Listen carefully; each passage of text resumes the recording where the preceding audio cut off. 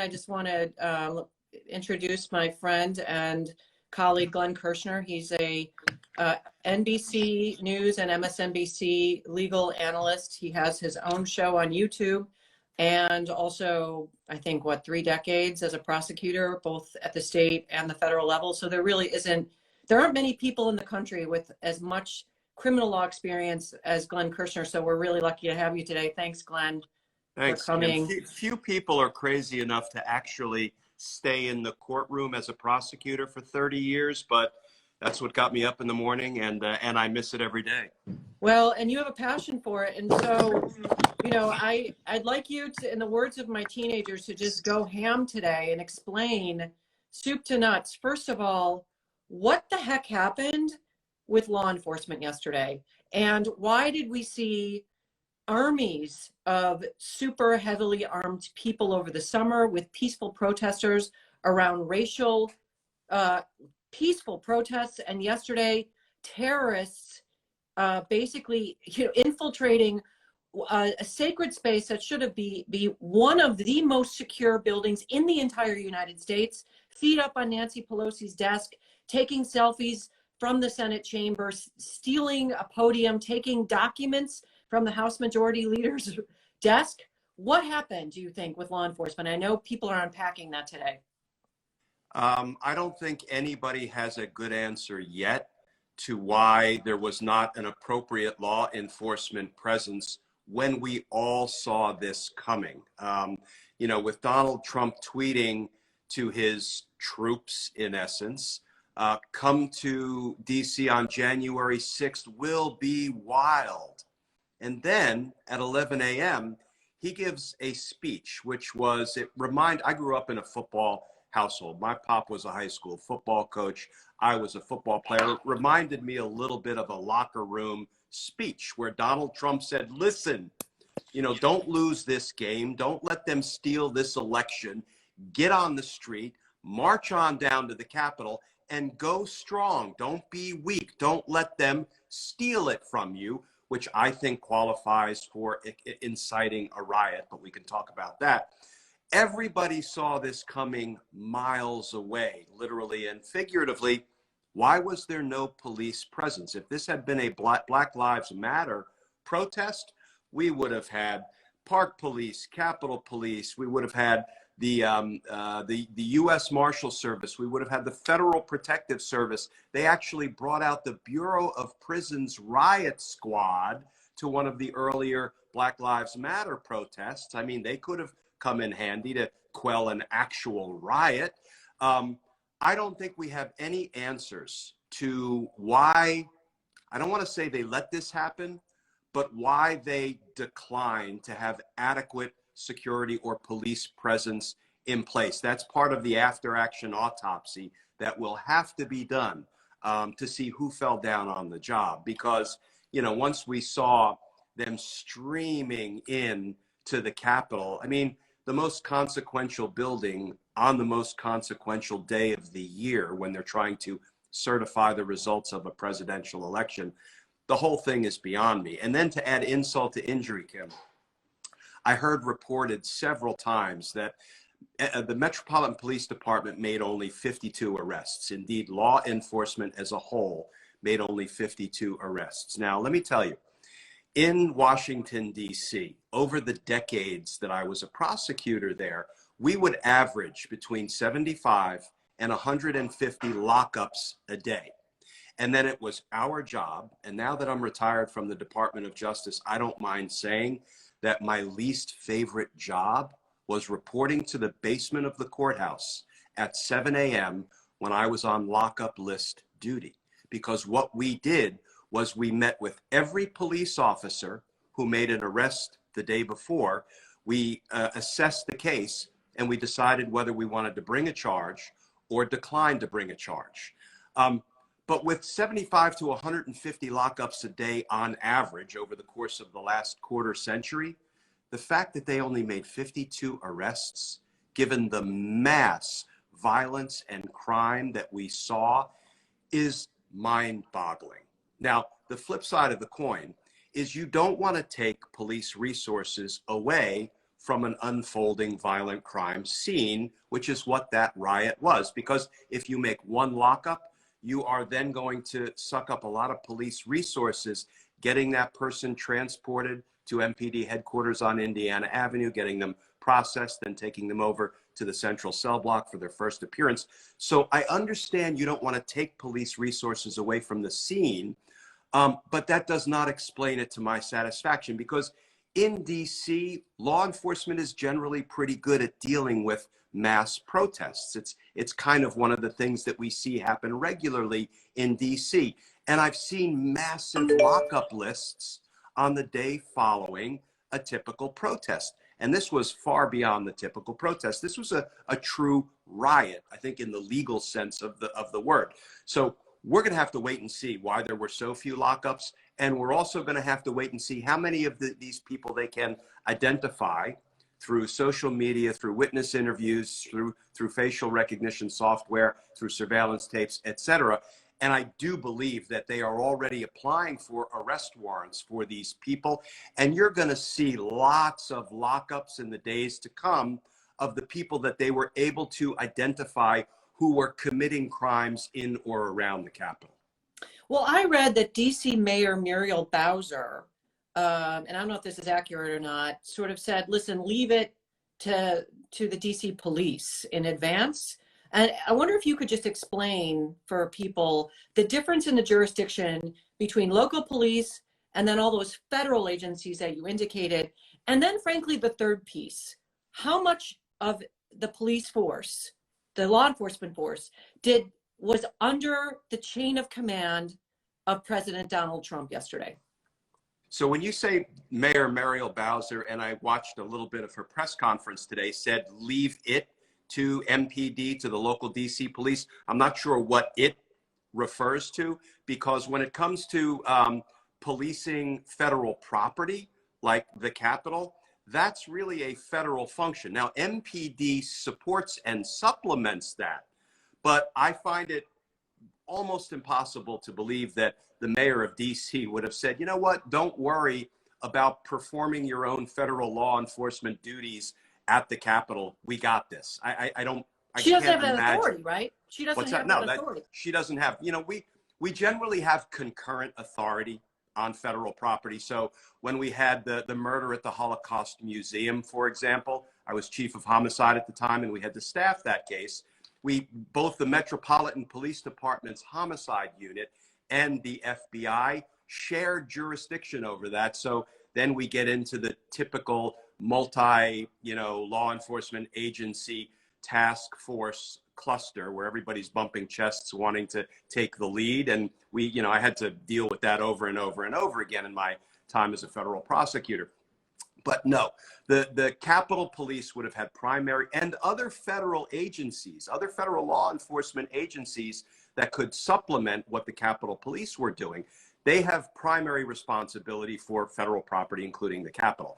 And MPD, and they're in memorandums of understanding. MPD would be there to help, to supplement, and maybe to make lockups. I don't know, but and then what was the second part of your question? The second question is, so people understand, what's the jurisdiction of the President of the United States in terms of the chain of command over law enforcement? Because, I'll just say, we've been hearing now for weeks that the Biden administration's been cut out of defense updates. We know that the transition was delayed for a long time, rather arbitrarily, that the Biden administration was not getting briefed on critical elements. And even Biden, I think last week, said, we're not getting information that's necessary. We also saw a lot of last minute firings and people leaving the administration. It just, to me, seems a little odd that, as you indicated, we've known Donald Trump's planning something this. He's been stoking violence verbally since before he even took office.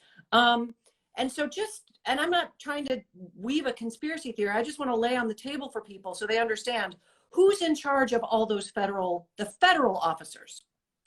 Ultimately, it is the president, other than the Capitol Police Force, because that is uniquely, I think, and singularly under the control of Congress, the Capitol Police Force. But when you think about the federal law enforcement agencies that are under Donald Trump's control, we've got FBI, DEA, ATF, Park Police, U.S. Secret Service, including the uniform division, which are more of the patrol and crime scene officers, that branch of the Secret Service, not the protective detail folks. You've got, I mean, literally, it's unlimited. You've got Postal Police, Amtrak Police, Smithsonian Police. You've got the U.S. Marshal Service. You've got the Federal Protective Service. I mean, the whole alphabet soup of federal law enforcement agencies are technically under the president's control as the head of the federal government. So, you know, listen, I always say I'm not a conspiracy theorist, but do you know how many conspiracies I investigated, indicted, and tried in both federal and local DC Superior Court?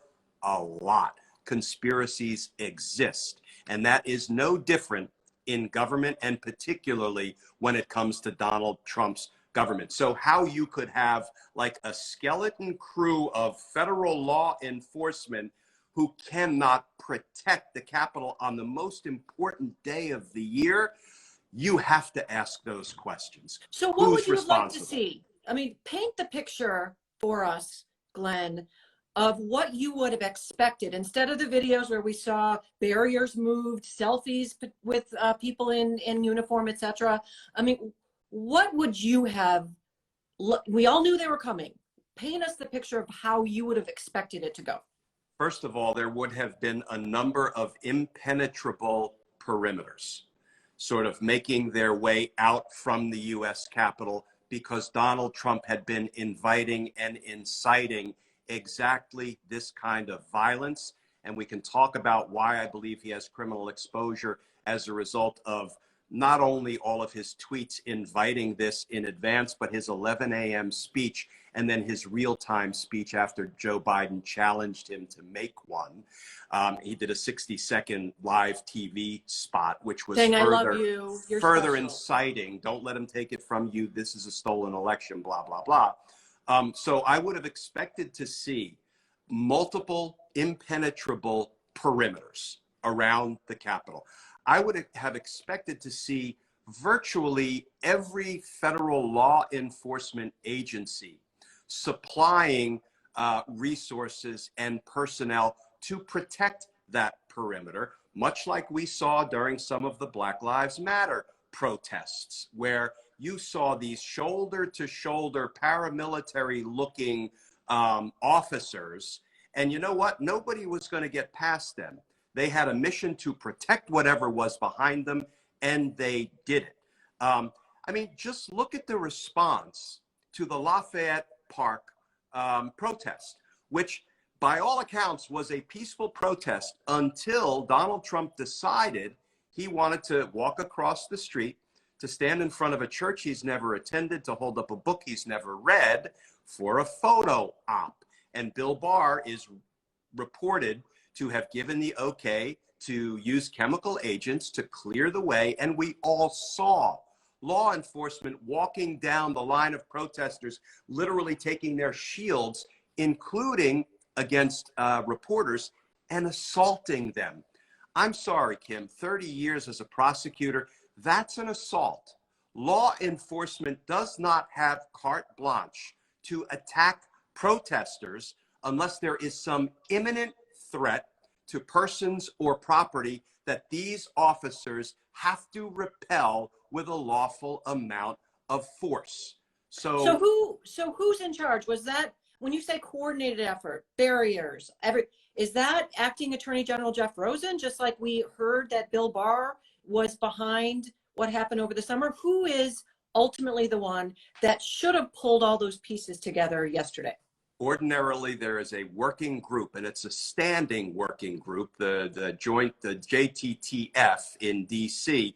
And all of these things are coordinated in advance. There are standing working groups where representatives of each of those alphabet soup law enforcement agencies has a relatively high level representative. I've been at some of these meetings over the years, and they will coordinate this effort in advance, and they will ordinarily appoint somebody who is the nominal head. I would guess it would be a Capitol Police officer, because this is sort of the primary responsibility for security at the U.S. Capitol building is the Capitol Police. But they would all work in coordination, and they've done it 1,000 times, and they're really good at it, which is, it makes this beyond a curiosity.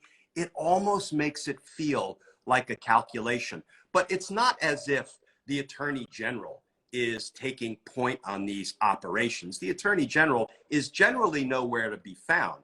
He will send somebody, whether a DAG or somebody beneath the Deputy Attorney General, maybe to sit in on some of these meetings, but the Attorney General doesn't get involved in the sort of day-to-day and minute-by-minute operations plans to take care of these kind of law enforcement responsibilities. It's really handled among the chiefs or the directors of the various federal law enforcement agencies. Yeah, and let's just be clear, you know, the complaints about rioting were about primarily over Black Lives Matter around physical violence to buildings and property. Here we had members of the United States Congress crouched in the chamber on the floor with gas masks over their heads, octogenarian members of Congress needing assistance from law enforcement to come down stairs safely. This is at the heart and soul of our very government. So yeah, it's a little perplexing. What do you say about the argument, well, the law enforcement got such heat for what happened at Black Lives Matter that they were just, you know, they were just being kid gloves because they didn't want to have that happen again? You know, I don't buy it. As I was watching the riot unfold, I couldn't as a prosecutor. I couldn't help but think, are you still there, Kim? Yeah. Okay, you kind of froze on me for a minute. I can still hear you, yeah. Okay.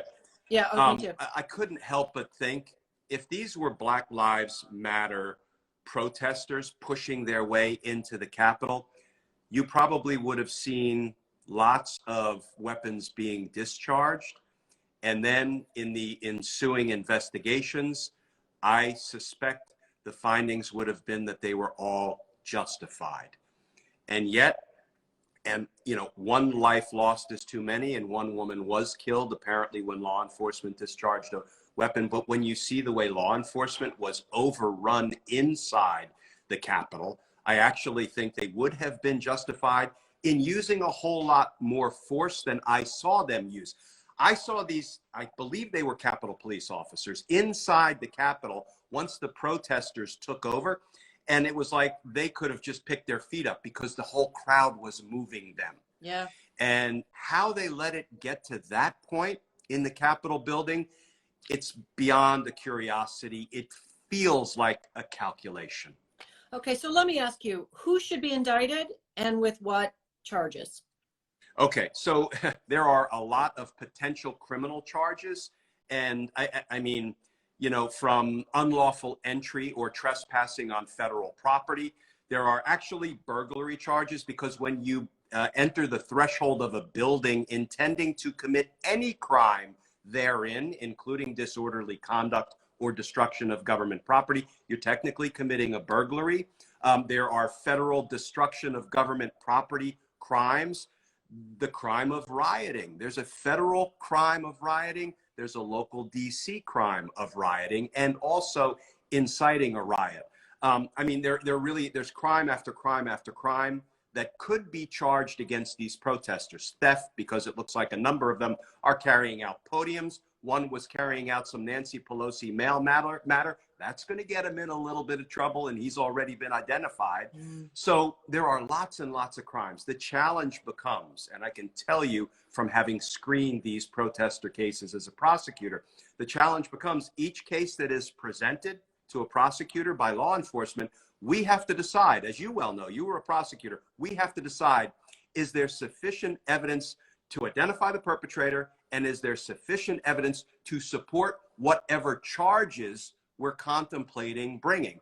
And in mass protester cases or riot cases, that can be a real challenge, because our proof has to be precise. We can't just say, hey, this person was in this crowd that we saw inside the Capitol. That may get you a federal trespass charge, but it may not get you much beyond that. Now, so backing up, what is Donald Trump getting charged with?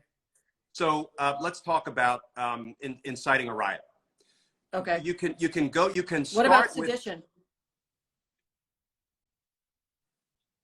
siding with the enemy. I have to tell you, it feels to me like Donald Trump is the enemy of the American people because he's trying to thwart the will of the American voters by, declining to allow the duly elected president to take power.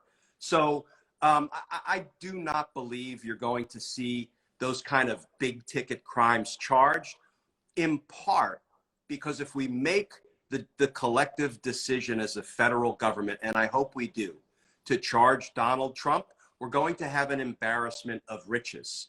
And, we can certainly go to the inciting a riot, which I believe he committed, or at least there's a serious grand jury investigation that needs to be undertaken beginning on January 20th to put all of this evidence before a grand jury. But I'm less concerned about reaching for the seditions, the rebellions, the insurrections, and the treasons, because we already have a roadmap for so many viable, supportable criminal charges, whether it's the 10 count operator. Again, novice prosecutor can prove that in their sleep. And I'll tell you, Kim, I have a feeling Southern District of New York prosecutors are raring to go against Donald Trump. And it's all going to be up to, I believe, Merrick Garland, who used to be a prosecutor in my former office, among other loftier jobs, to make that decision whether to support criminal charges against a former president. And I sure hope we do. But let me go back to yesterday, inciting a riot. You have all of his tweets basically sicing it up, juicing it up, getting these guys and women all whipped up to fight the election being stolen, giving the 11 a.m. speech to his troops saying, I want you, and I'm going to paraphrase, take some liberties, I want you to march down to the Capitol and fight for what is being stolen from you. Don't be weak, be strong. He used all those words in different combinations. If that's not inciting exactly what then just happened, I don't know what is. And then when Joe Biden, being the president-elect, soon to be president that he is, went on TV and tried to tamp down the temperature of the protesters, soon to be rioters, when he tried to call for a restoration of order, called for peaceful protest, and he challenged Donald Trump to do the same. I was surprised when Donald Trump took him up on it, right? Followed Joe Biden's lead, went on TV for 60 seconds. But I got a lot of what you said, which is he incited a riot, not only beforehand, but also in the moment where Joe Biden came out, did the presidential thing, invited Donald Trump to do the presidential thing. And not only did he go and continue to nurse this false allegation of an election fraud, but also said he loved them and called them very special. What about members of Congress? Josh Hawley, Ted Cruz. Josh Hawley, shockingly, after everything, got on the Senate floor and said, "Oh, by the way, this was a stolen election, and we need to do something about election fraud." As some woman lost her life with a bullet, 3 others through some kind of cardiac or other physical problems. We have loss of life. We have presumably members of Congress who were traumatized, and their families. And he stood up there and propagated the lie. What do we do about this, Glenn, from a meta standpoint? Number one, from the government, and I want you to answer this 2 ways. Number 2, how do we stop these people from coming back? What's the disincentive? Yeah. So what do we do? Is there an ability to prosecute the Josh Hawleys, the Ted Cruzes, the Louis Gohmerts for basically being part of inciting this riot? I don't know that we can reach that far with the criminal laws. What do we do about them? We look to Article 1, Section 5 of the Constitution, and we pursue expelling them from Congress, even if it fails. Because, Kim, think about this. If it wasn't for Donald Trump, Josh Hawley, Ted Cruz, Louis Gohmert, and others' claims to the American people, their false claims that the election was stolen from them, that would not have happened yesterday. They are the catalyst. They're the motivators. They are, in a very real sense, why that angry mob rioted and tried to take over the Capitol. How can we not hold those men accountable? I think trying to expel them from the Congress is one way. Now, what can we, the people, do?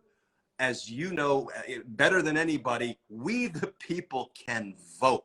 But you know what? It looks like our eyes were open to who and what Donald Trump was, and he got 70 million votes.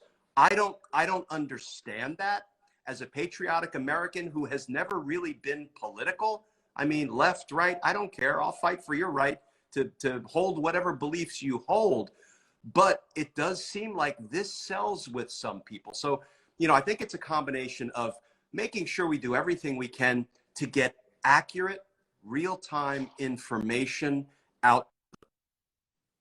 And if we can hang in there, are you worried that these people are going to come back stronger because there was such a weak response, and they've claimed they're coming back, and this time they're coming back with guns? So certainly if they come back with guns in Washington, D.C., we have some of the toughest gun laws in the country. And, not only gun laws, but I don't want to say it's amusing because that would be unkind. But the so-called leader of the so-called Proud Boys also brought 2 extended clips, high-capacity magazines, in with him. And he happened to pick up 2 felony charges, when before that, all he had was a misdemeanor destruction of property charge for pulling the Black Lives Matter flag off the historically Black church and setting it on fire. So we have some very tough gun laws. We have law enforcement that are actually very good at identifying who's carrying illegal firearms and locking them up, holding them accountable for it. My former office is very good about bringing prosecutions and holding people accountable for it. So, all we can do is hope that the federal law enforcement agencies mobilize in the next 13 days or whatever it is, in a way they failed to mobilize yesterday, to try to protect the process against Donald Trump and company. Okay, so we're hoping now going forward that the people are properly charged, prosecuted, the message gets out there, this is not tolerated, because to me, the message is bring it on. You can do whatever you want. We will stand aside, take over the government. Last question, and I was on NPR Morning Edition this morning, and I usually don't put a bottom line on things. And Noel King asked me, do you think the 25th Amendment should be invoked? My answer was yes, because of the danger of having this man in office for the next 14 days. As you mentioned, he controls lots of federal law enforcement. He has control of the U.S. military, as well as access to the nuclear codes. But I want to ask you, what do you think? Do you think there's more to come in the next 14 days, and that's sort of too much drama? I know Chuck Schumer also today called for a 25th Amendment. What are your views on that, Glenn? Yeah, as did Republican Congressman Kinzinger. He called for it today. Yeah, I think the 25th Amendment is long overdue. He is an unfit president. He has been since day one. And the fact that we now have some Republican members of Congress calling for it, if the cabinet members stand with Donald Trump after Republican members of Congress are calling for the 25th Amendment, then those cabinet members own everything Donald Trump does and everyone Donald Trump hurts from today to January 20th. So I don't care how much drama is involved. I don't care if it's an uphill climb. It ought to be happening right now. Well, Glenn, I want to thank you for being on. We're getting all kinds of comments on the chat on how much you've brought so much clarity to the American people in these times of confusion. And so I hope we can do this again. And I hope we don't have to do this again, frankly, between now and January 20th. But we'll stay in touch. So thanks again for being on Simple Politics today. Thank you, Kim, and thank you to all your viewers. Have a great day. Bye, You everyone. too.